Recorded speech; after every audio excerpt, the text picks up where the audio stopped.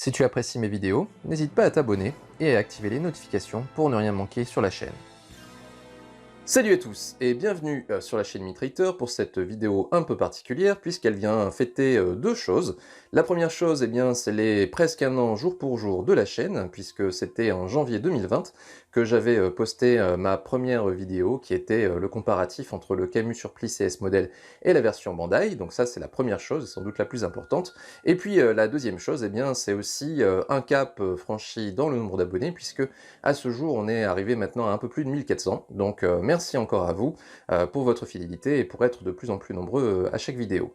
Donc pour cette occasion, je vais vous faire la vidéo collection numéro 4. Donc dans un premier temps, je vais vous faire un petit passage en revue des éléments que j'ai pu changer, donc ça va être assez rapide. Et puis deuxième partie, qui sera le point focal de cette vidéo, ça sera de vous faire découvrir mon étage Hades, enfin plutôt ma vitrine Hades, puisqu'il y a plusieurs étages. Donc ça sera plutôt dans la deuxième partie. Allez, je vous fais découvrir ça. Alors, côté Gold classique, rien de nouveau sous le soleil, vous voyez que c'est relativement identique à ce que je vous avais montré précédemment. Alors, je crois que j'ai dû opérer juste un changement sur le Camus. J'ai changé un tout petit peu la pose de sa tête et je crois que j'ai changé également l'orientation des épaulettes. Donc, à part ça, on est resté pareil. Bon, voilà.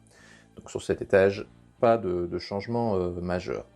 Ensuite, pour ce qui est des Mariners, par rapport à la dernière fois, j'ai fait quelques petits changements, je crois. J'ai dû modifier un peu le placement des figurines. J'ai changé la pose de Mr.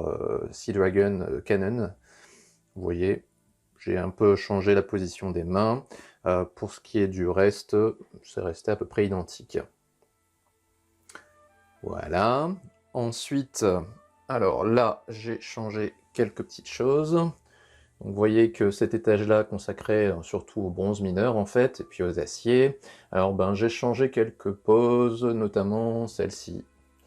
Donc, la position de Bian, je l'ai changé un petit peu.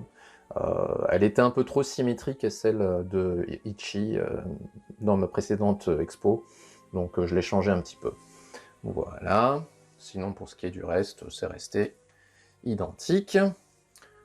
Ici, donc pour ceux qui suivent régulièrement la chaîne, vous avez déjà eu un visuel de cet étage, donc l'étage Asgard, qui accueille bien sûr le Cid de Mizar qui vient de sortir. Donc pour ce qui est des positions des figurines, j'ai dû, comme je l'ai expliqué dans la vidéo, changer un petit peu la disposition, du fait de l'arrivée du gros pépère là, qui prend pas mal de place avec sa cape. Mais pour ce qui est du reste, les positions des figurines, je les ai pas trop touchées, sauf celle de Hagen. Vous voyez. Voilà pour cet étage.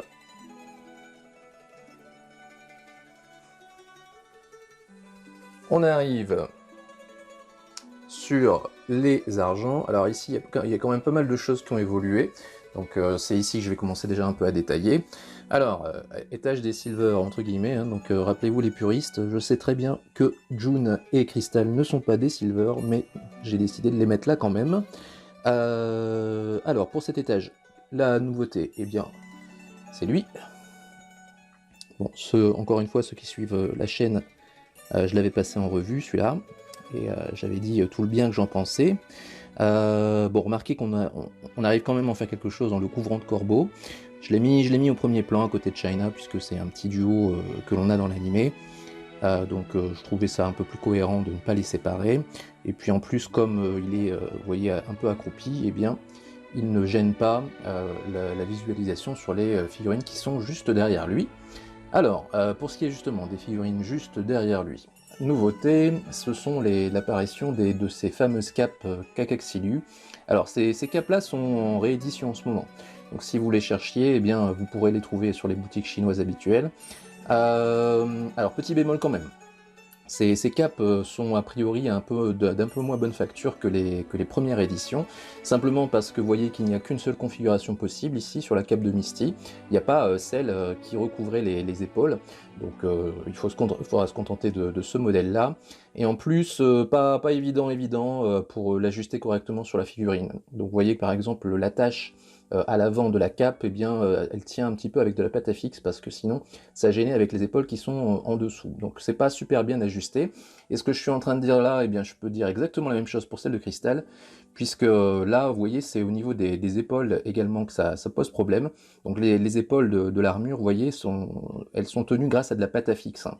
Les attaches qui sont en dessous, en fait, sont trop courtes par rapport à l'épaisseur de la cape, donc on a dû recourir au système D habituel. Mais bon, sinon, vous voyez qu'au niveau du rendu, bon, bah, je pense qu'il n'y a pas photo, avec et sans cape, c'est quand même bien mieux. On retrouve vraiment la majesté cristal ici avec sa cape. Ensuite, eh bien, pour l'arrière, j'ai rien changé du tout. Bon, remarquez que en termes de disposition, j'ai changé un petit peu, hein, par rapport à mon étage précédent. Donc l'idée, c'est de reconstituer le trio Algol, Cerbère et le Capella qui devrait arriver. Donc le Flèche, normalement, devrait passer à l'arrière-plan, j'imagine, à côté d'Orphée, dès que la figurine Bandai sera sortie. Donc voilà pour ce qui est de ces Silver. L'étage à côté, donc c'est les Power of Gold. Alors rien de nouveau en termes de figurines sur cet étage-là, par contre j'ai changé quelques poses. Alors par rapport à la précédente expo, je crois que j'ai dû modifier la pose de Shiryu. Je l'ai mis, je pense, un petit peu plus avec la tête rentrée dans son col. J'ai modifié aussi la pose de Pégase, que j'ai mis un petit peu en marche. Je n'ai pas été super inspiré par la Miss Seiya.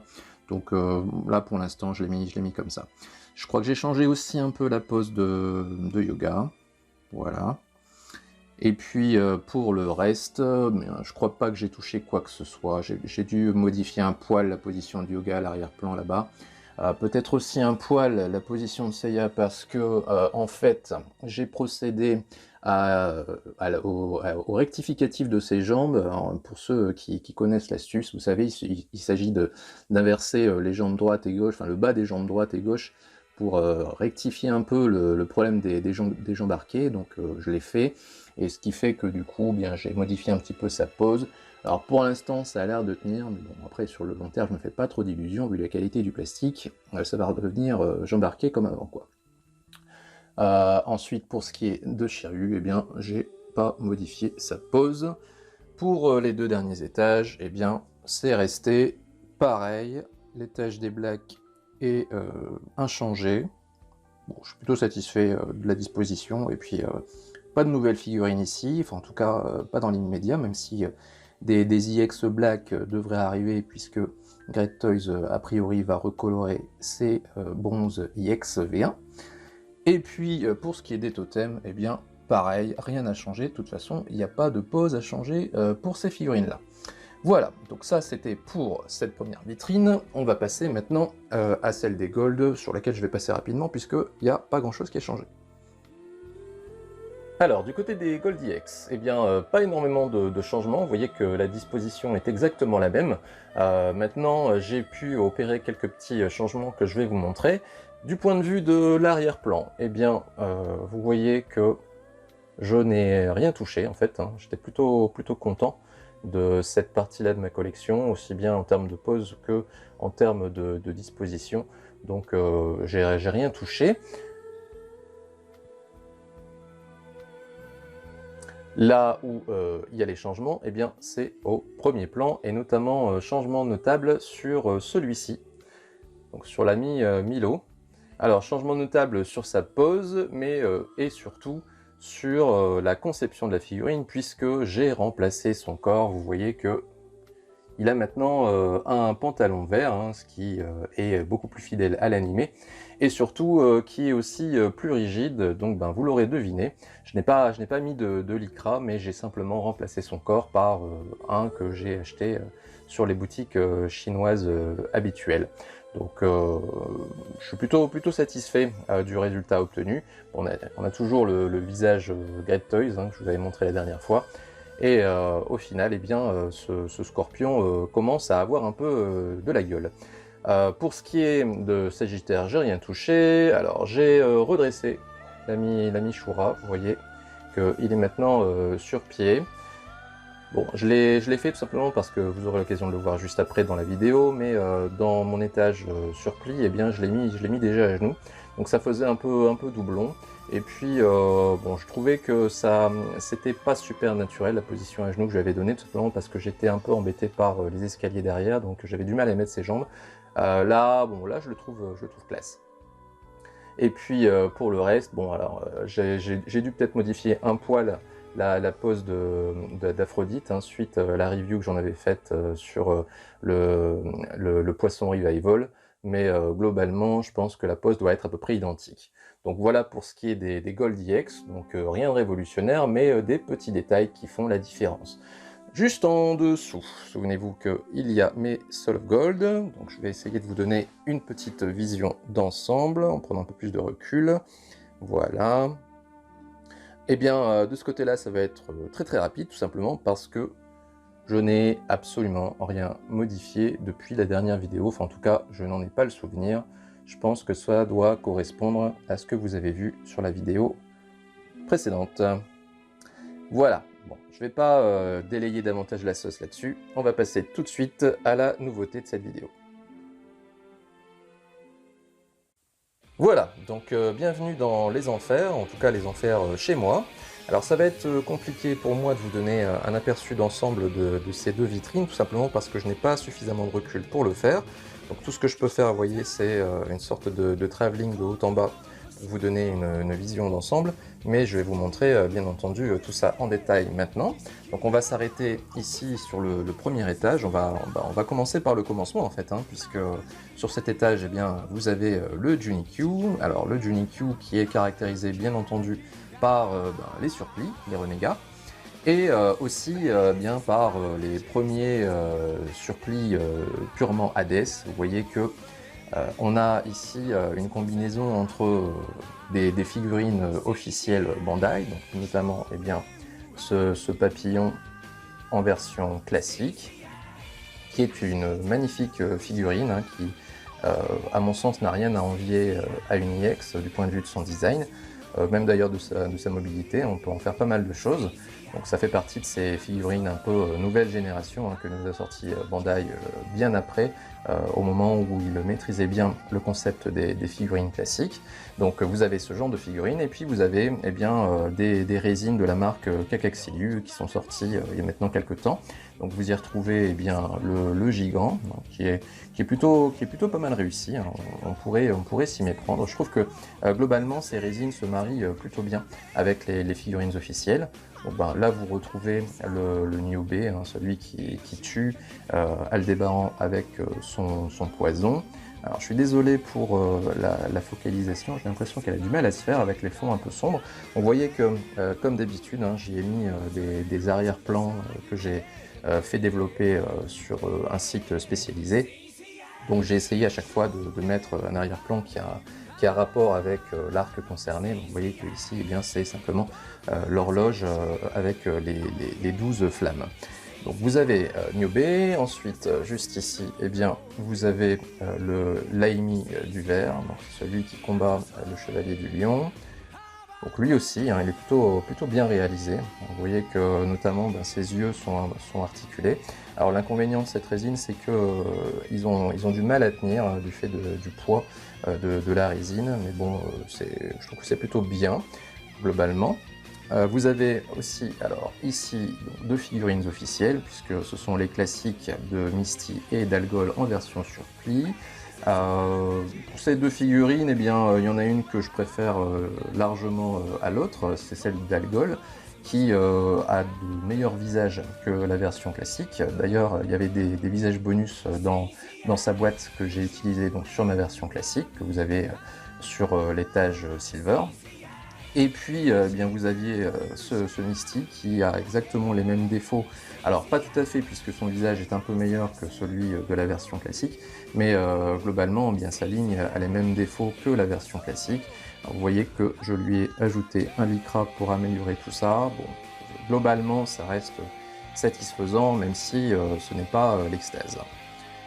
Voilà, donc ça c'est pour cette partie. Ensuite, eh bien, on va arriver sur les figurines que j'affectionne particulièrement. Vous voyez ce superbe chion EX, hein, dans une position qui est assez emblématique du moment où il jette le sang d'Athéna sur les armures de nos bronzes V3 du coup. Donc vous voyez qu'il s'agit du pack de luxe puisqu'il y a le sang sur sa main. Alors je ne sais pas si ce sera super discernable à l'écran, alors je suis désolé puisque qui dit Hadès dit forcément un effet d'obscurité, hein, de par déjà la couleur des armures, mais aussi les fonds que j'ai choisis, également la disposition dans ma pièce, l'éclairage, enfin bref, on est vraiment dans les enfers. J'espère que ça sera visible en vidéo du point de vue des détails. Donc ce chion, hein, superbe, vous voyez, donc une pose assez classique, somme toute. Et puis, alors cette Aphrodite, qui est aussi magnifique, de par eh bien, son visage, qui est le vrai visage d'Aphrodite. On a ce côté malicieux, qui transparaît bien dans ce petit sourire en coin, et ses yeux, très expressifs. Donc une belle réussite ici, de Bandai, du point de vue des visages en tout cas. Donc ça, c'est pour le milieu, et puis au premier plan, eh bien, j'y ai mis notre trio d'enfer, hein, celui-ci, qui est vraiment est mon préféré dans la partie de Junikyu. Alors j'y ai mis également le Death Mask version surplis, donc j'avais pas la place pour le mettre sur l'étage juste derrière, sinon ça aurait fait un petit peu trop encombré et ça aurait caché ceux qui sont à l'arrière-plan. Donc je l'ai mis plutôt devant. Bon, maintenant j'ai essayé, vous voyez, de reconstituer un peu son duo avec Aphrodite. C'est pour ça qu'ils sont un peu tous les deux sur le côté. Mais donc ce qui est important, eh bien, c'est ce trio-là. Vous voyez, alors j'ai essayé de retranscrire un petit peu la personnalité de chacun. Donc avec un Camus qui est en préparation, on va dire, de son Diamond Dusto. Et puis le Shura que j'ai mis à genoux un peu dans la position de quelqu'un qui doit faire son devoir, exécuter par exemple Shaka, sans pour autant y prendre du plaisir. Donc, vous voyez qu'on a un certain détachement par rapport à l'acte qu'il va accomplir. Et puis, eh bien, peut-être ce qui est mon personnage préféré, donc le Saga Surplis. Alors, mon personnage préféré, mais pas forcément ma figurine préférée. Donc, dans cette position, avec, vous voyez, à l'arrière-plan, la dague à la main. Alors, on ne peut pas trop la voir ici, mais on peut la discerner. Donc, là aussi, il y a plutôt pas mal de détachement, pas mal de hauteur par rapport à la situation. Donc, voilà pour ce qui est de ce premier étage.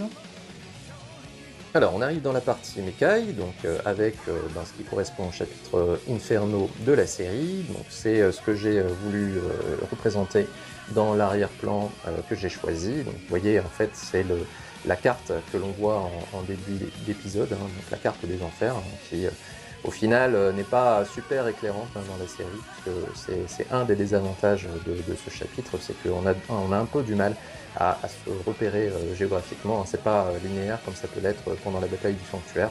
Donc là on va un petit peu à droite et à gauche sans savoir vraiment où l'on va.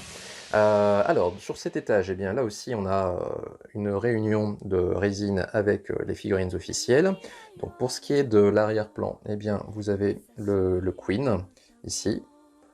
Donc figurine assez anecdotique, pas mal réalisée du point de vue de son design.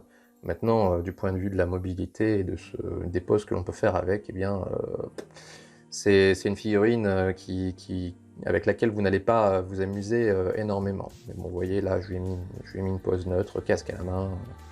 Bon, ça fait le job.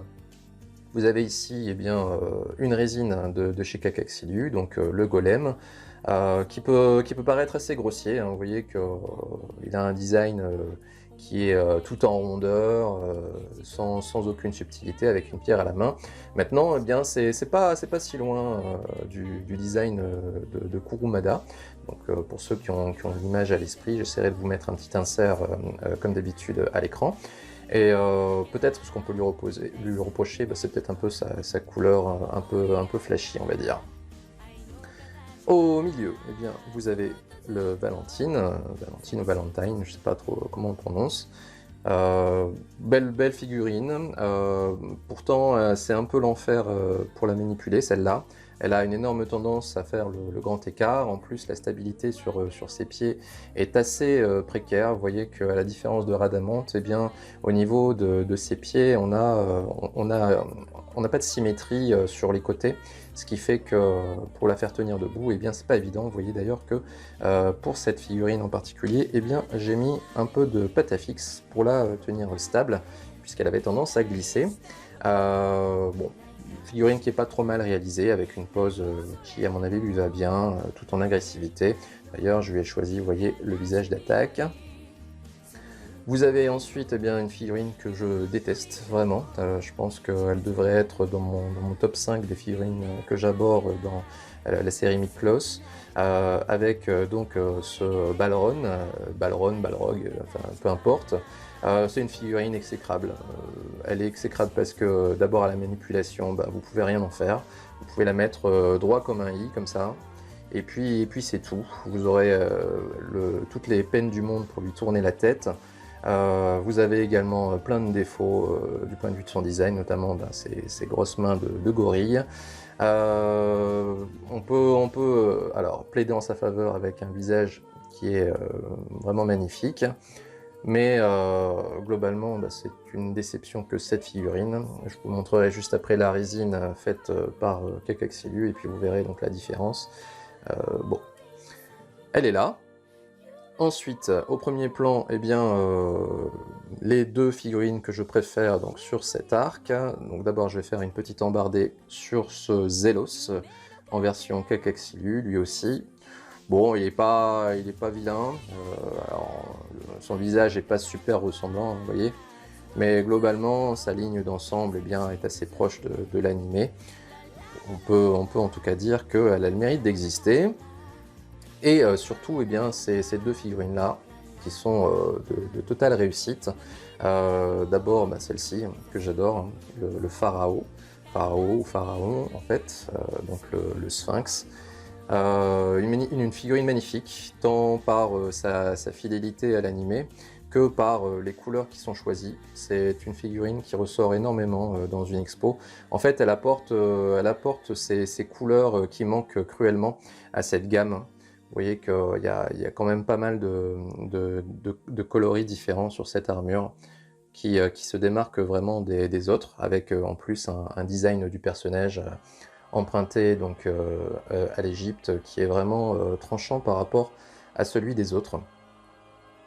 Donc j'adore cette figurine. Maintenant à la manipulation, eh bien, elle souffre un peu des défauts des classiques, hein, c'est-à-dire qu'elle a aussi une tendance à faire le grand écart, d'où l'importance à mon avis, et puis en plus ça convient bien au personnage, de lui mettre un peu les pieds en perpendiculaire comme ça, qui lui offre une stabilité qu'il n'a pas par nature.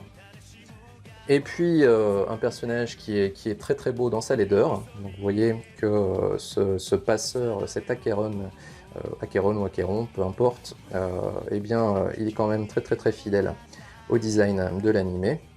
Vous retrouvez bien sa laideur. Il est très très bien réalisé, les coloris également sont plutôt proches. Donc vraiment une belle figurine. Alors si j'avais eu la place, je pense que je lui aurais ajouté sans doute sa petite barque. Mais bon, vous savez très bien que si on lui met la barque, normalement, eh bien, on doit lui retirer ses petites ailes derrière. Ce qui fait un peu vide une fois qu'on les a retirées. Donc au final, j'ai plutôt choisi cette configuration-là. Donc voilà pour cet étage que j'aime bien, que j'aime beaucoup, surtout grâce à ces deux figurines-là. Ça, je pense que vous l'aurez compris. Voilà.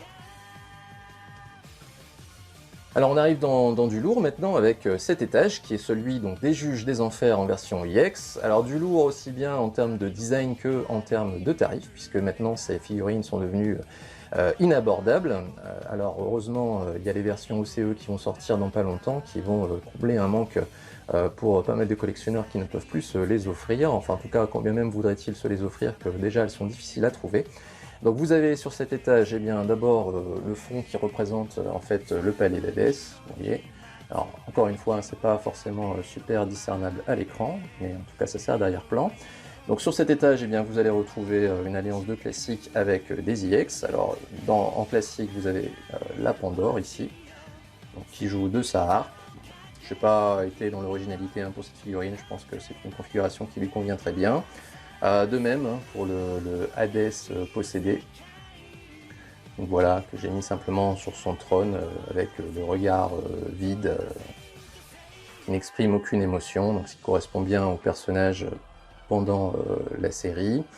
Et puis donc vous avez ces juges, donc à commencer ici par ce Minos, vous voyez, très très belle figurine, vraiment fidèle à l'animé. Une figurine en fait qui a toutes les qualités que la classique n'avait pas, c'est-à-dire que au-delà de son aspect superchargé dans son armure, eh bien il a vraiment une bonne mobilité.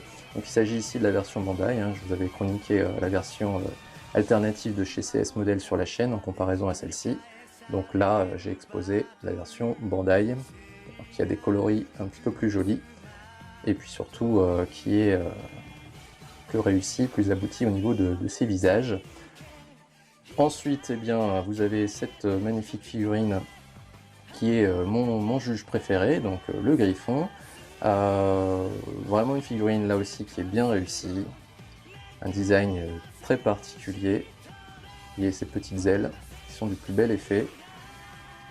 Et puis une pose que j'ai choisie là aussi tout en détachement. C'est un peu la pose What the fuck.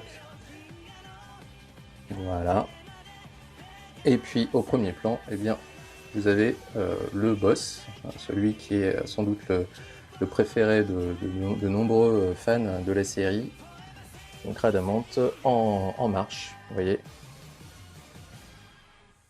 Alors j'avais eu un bonus avec une figurine, je ne sais plus laquelle, cet œil hein, qui est celle de l'attaque du Griffon, donc que j'ai mis là en attendant, mais sans doute que je changerai ça. Voilà pour cet étage. Alors, sur cet étage, que j'affectionne aussi particulièrement, eh bien, on va retrouver les bronzes V3. Donc là aussi, on est dans l'Inferno.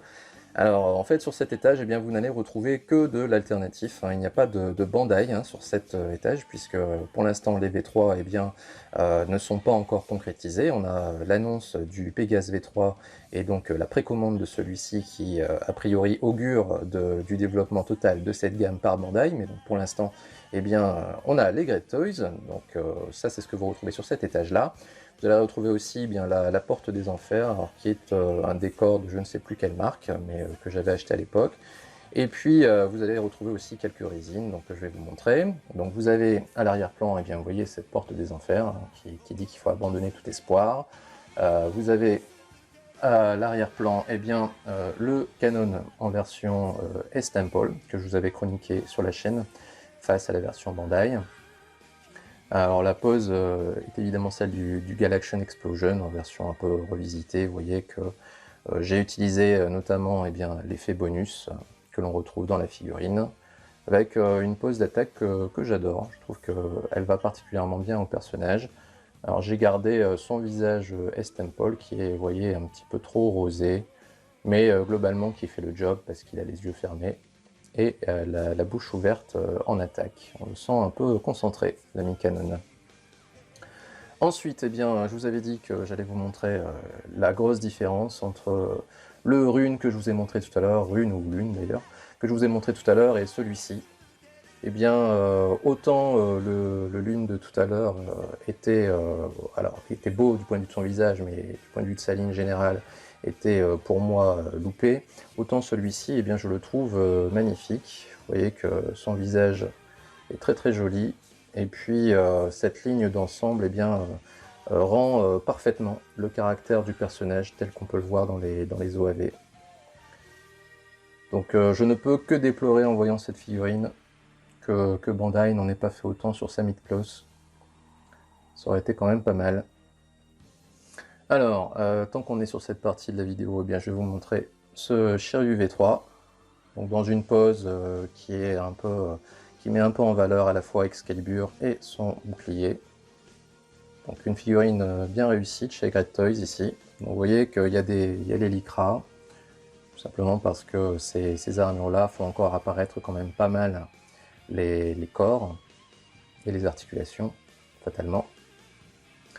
Vous avez ici eh bien, celui qui va laisser sa place très bientôt à la version Bandai. Alors la version Bandai qui a l'air de lui être supérieure aussi bien du point de vue des parties de l'armure, qui semble quand même mieux ajustées, que surtout des visages, hein, ce qui était plus ou moins le point faible de cette version du Pégase de chez Great Toys, avec un visage qui fait un petit peu trop poupon, un petit peu trop gentil.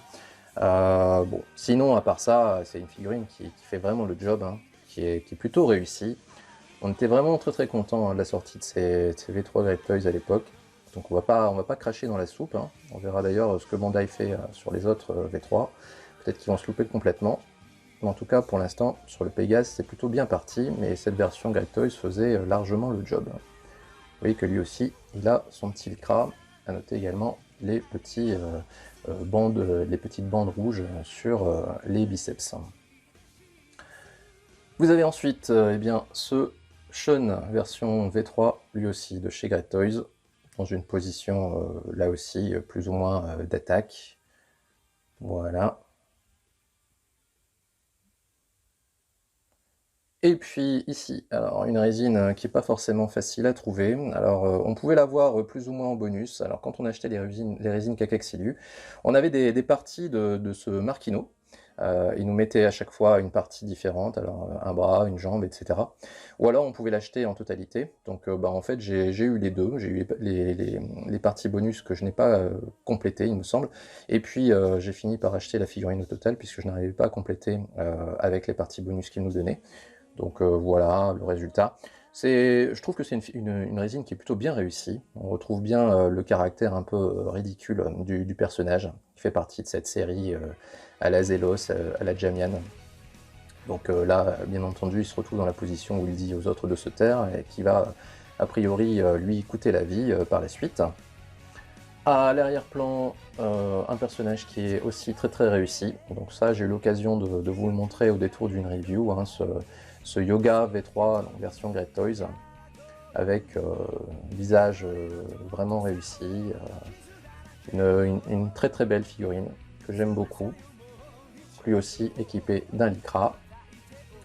Et puis là aussi, encore une fois, une belle réussite. Alors belle réussite pas parfaite, hein, puisque vous voyez que les pans de sa jupe eh bien, ne sont pas très fidèles. Hein. Il devrait y avoir du bleu à cet endroit-là, en fait. Hein.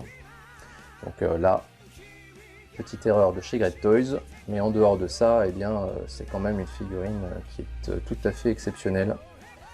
Couleur magnifique, et puis visage qui rendent parfaitement le caractère de notre Iki. Donc voilà pour ce qui est de cet étage alternatif, on va dire. On arrive maintenant sur un étage qui va être amené à changer, puisque c'est celui où on voit Hades. Donc on est cette fois-ci dans le chapitre Elysion. Donc vous avez cet Hades classique qui va bientôt être remplacé par la version EX. Donc vous avez à l'arrière-plan eh bien, le château de Hades donc dans la partie Elysion. Vous avez donc à l'arrière-plan le Thanatos en version classique, alors, qui n'est pas trop mal réalisé, même si je trouve que son visage est un tout petit peu grossier. La figurine n'est pas super plaisante à manipuler, elle a une grosse tendance à faire le grand écart, d'ailleurs je pense que vous pouvez le voir ici, on est à la limite de l'équilibre. Sinon, globalement, sa ligne générale retransmet plutôt bien l'image du personnage, les couleurs sont sympas. Maintenant, je pense qu'il gagnerait bien sûr à sa conversion en EX, donc on attend vraiment avec impatience le développement de cette gamme par Bandai. Vous avez une version plus aboutie de cette figurine, alors plus aboutie entre guillemets, hein, puisque ce sont deux figurines différentes, mais bon, comme ce sont des dieux jumeaux, eh bien, on ne peut pas s'empêcher bien entendu de faire le parallèle entre les deux. Donc cette figurine est sortie après et a priori est un peu plus aboutie que la version de Thanatos. Elle est un petit peu plus fine, plus dans le détail. Et puis ses coloris sont peut-être un petit peu plus harmonieux. Voilà, donc vous voyez que je lui fais tenir la Pandora, donc la boîte de Pandore. Bon, assez classique, c'est une position que vous pouvez retrouver dans pas mal de collections. Alors, au milieu, eh bien, vous voyez la jarre qui contient donc le corps d'Athéna. Alors, j'ai utilisé, pour ceux qui me suivent, le corps de la version de chez Great Toys, hein, que j'ai camouflé dans cette jarre. Alors, on pourrait se dire, ben, à quoi ça sert, puisque de toute façon, on ne le voit pas. Eh ben, pas vraiment, en fait, hein, puisque vous voyez que quand on regarde un peu vers le haut, eh bien, on voit qu'il y a un corps, hein. Donc, si vous avez la version d'Athéna classique, donc la version civile, le pack de luxe, eh bien, vous avez cette jarre qui vous est donnée, mais vous avez aussi donc un seul corps qui est donné avec la figurine. Donc si vous exposez, comme moi j'expose déjà Saori sur un autre étage, eh bien si vous voulez utiliser la jarre ensuite, eh bien vous aurez sans doute, voyez au niveau du cou un gros trou, et ça fera pas terrible. Donc au final, voir ce corps eh bien m'a servi, de même que vous voyez que ce visage, eh bien c'est aussi le visage de chez Great Toys. Donc le résultat avec cette chevelure n'est finalement pas si mal. Donc, si vous ne savez pas quoi faire de cette figurine, eh bien ça peut être une piste. Et puis au premier plan, eh bien, comme je l'ai dit, cette figurine va bientôt disparaître, puisqu'elle sera remplacée par la version IX. En attendant, eh bien, elle fait largement le job, hein. Vous voyez que bon, quand même joli, hein, très sympa cet Hades classique. Maintenant, eh bien, il souffre d'énormes défauts. Ces énormes défauts, eh bien, c'est la mobilité. Vous avez une tête qui est difficilement bougeable parce que sinon, eh bien, ça a des incidences sur toutes les parties de son armure, donc environnantes, c'est-à-dire les petites ailettes sur le côté, vous voyez, les épaules hein, qui ont tendance à partir vers le bas. Donc, vous voyez que là, normalement, on voudrait un petit peu plus les redresser comme ça, quoi, mais le problème, c'est que ça ne tient pas. Il faudrait à la limite que je mette des petites boules de pâte à fixe pour les tenir comme ça, mais bon, ça sert à rien que je me décarcasse puisque de toute façon il va être remplacé bientôt. Donc il y avait bien évidemment ça, donc l'absence de mobilité, et puis une armure qui est tellement chargée que dès lors que vous le manipulez, eh bien tout tombe. Vous avez notamment, alors je pense que pour ceux qui connaissent la figurine, vous allez savoir exactement de quoi je parle. Ce sont ces petites ailettes hein, sur les côtés de son armure qui ont tendance vraiment à se barrer dès lors que l'on bouge la figurine. En fait, vous en mettez une d'un côté, enfin vous remettez une d'un côté, c'est celle de l'autre côté qui se barre. Donc vous avez ce gros défaut, hein, les problèmes de conception. Vous avez aussi énormément de lourdeur avec les ailes qui ont tendance à entraîner la figurine vers l'arrière.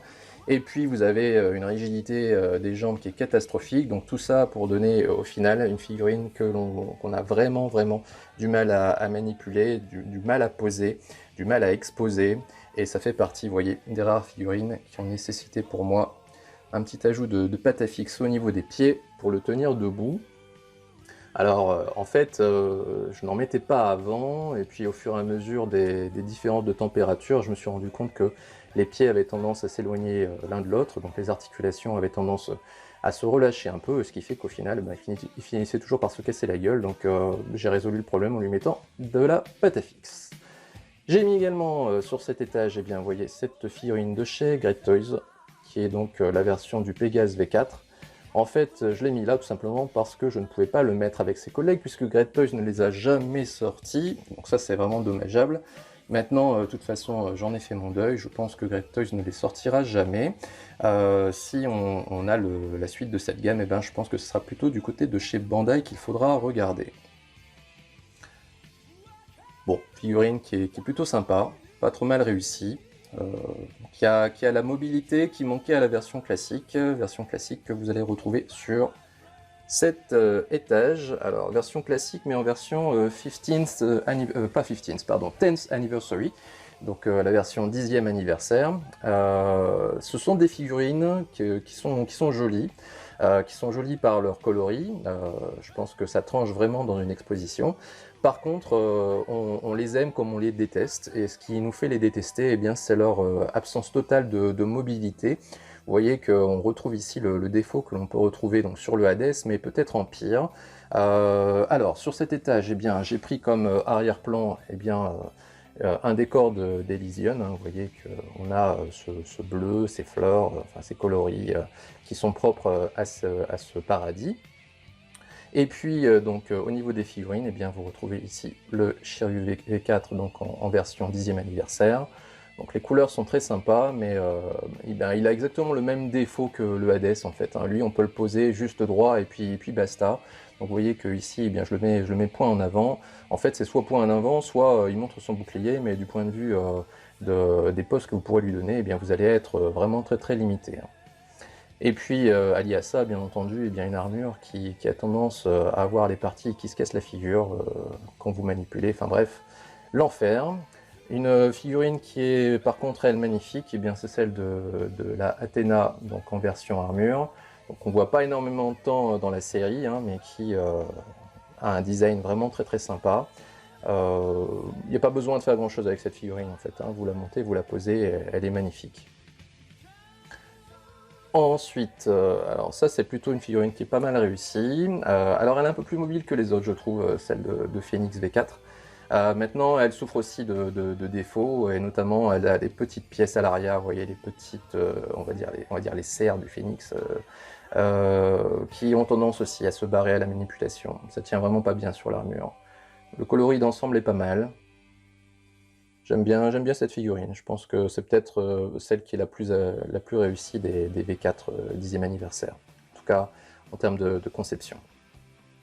Une figurine aussi qui est infernale, eh bien c'est ce Yoga, version encore une fois 4. Infernal encore parce que les parties de son armure, elles se barrent aussi comme pour rire. Il a tendance à faire le grand écart parce que du fait du poids de ses ailes, eh bien, la figurine a du mal à tenir debout.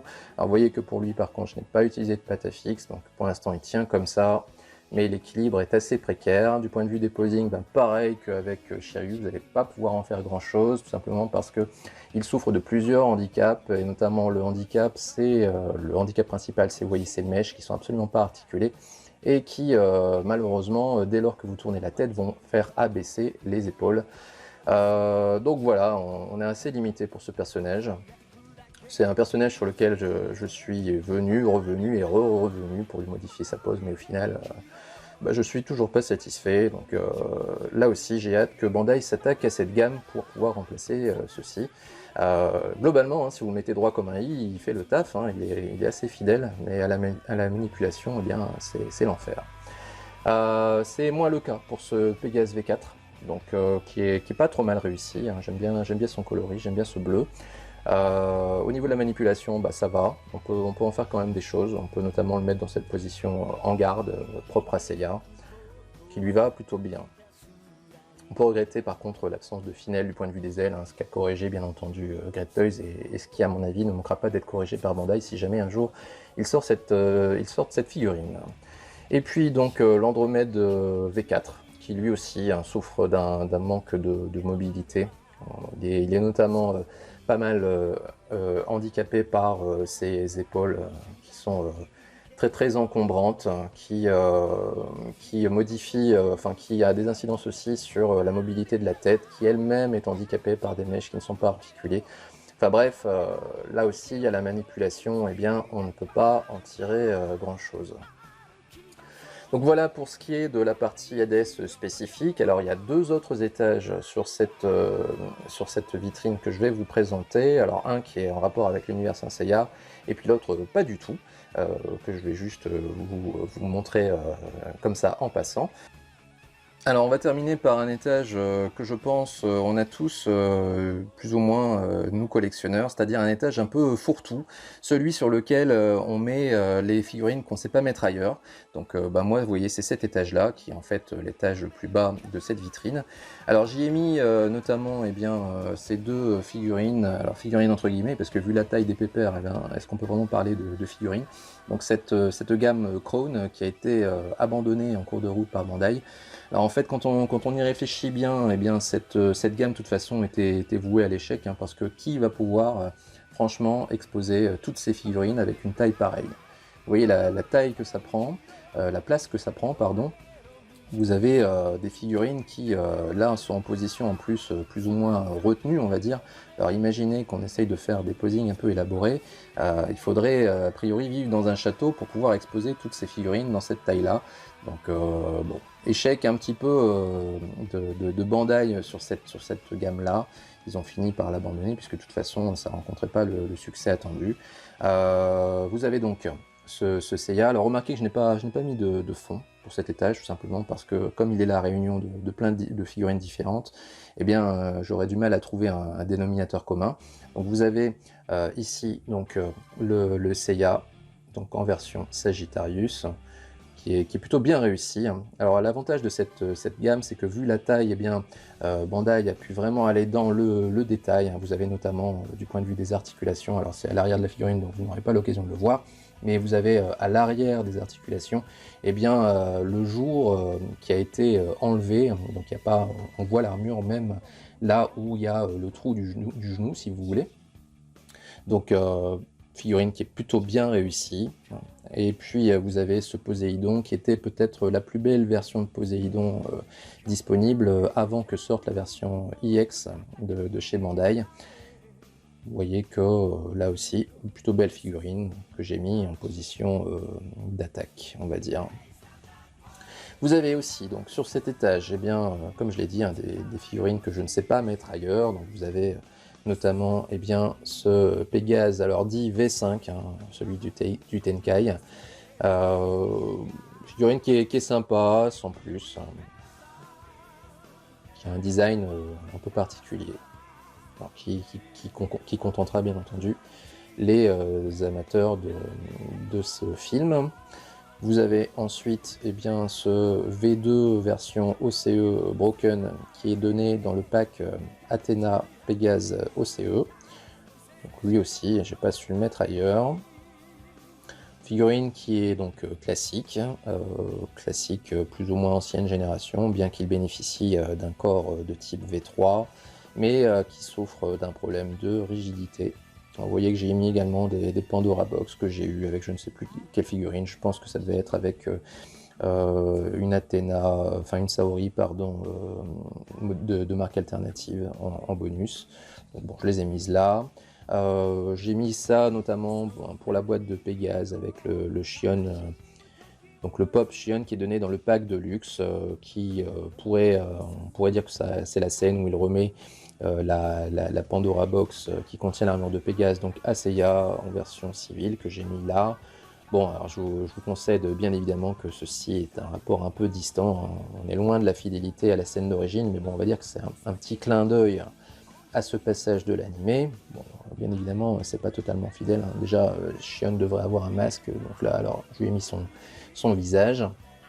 Alors pour ça, eh bien, j'ai dû utiliser en fait le corps bonus qui était donné avec le yoga du verso. Donc j'ai recyclé ce corps en plus que j'ai mis donc, pour ce Shion du bélier, puisque Bandai n'avait pas fourni de corps avec sa figurine. Donc ça, évidemment, c'est habituel, les économies à la Bandai.